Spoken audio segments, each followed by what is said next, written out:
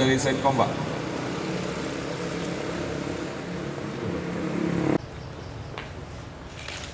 Lapor upacara gelar pasukan Operasi Ramadhania Bencong 2016. Siap.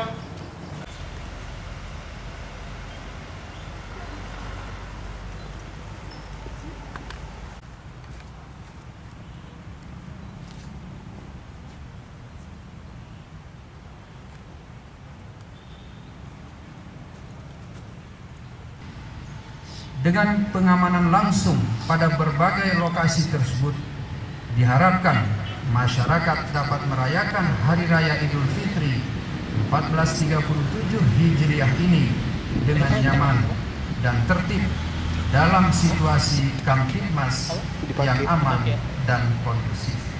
Ada amanat oleh Inspektur Apel, di mana sasarannya itu ada yang orang mudik juga dengan nanti arus balik, di mana Polres Aceh Tengah dalam hal ini membentuk 3 pos, di mana cara bertindaknya ada 2 pos pengamanan dan 1 pos pelayanan. Kita juga tidak hanya terpaku kepada 3 pos tersebut, tetapi juga nanti akan kita gunakan cara bertindak seperti patroli di tempat-tempat terjadinya rawan kecelakaan, di tempat-tempat fasilitas umum, kemudian di pusat-pusat keramaian itu nanti akan kita patroli.